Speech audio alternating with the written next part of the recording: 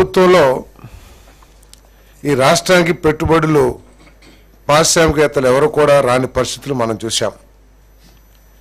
ఆంధ్రప్రదేశ్ ప్రభుత్వం అంటేనే ఇక్కడ పెట్టుబడి పెడతానికి భయపడిపోయి పారిపోయిన పరిస్థితులు, పెట్టుబడి పెట్టిన పారిశ్రామికవేత్తలు కూడా సగంలోనే ఆపేసి వారి ఫ్యాక్టరీస్ని మూసేసుకుని వెళ్ళిపోయిన పరిస్థితులు కూడా మనందరం కూడా చూసాం. ఆఖరికి ఇంటర్నేషనల్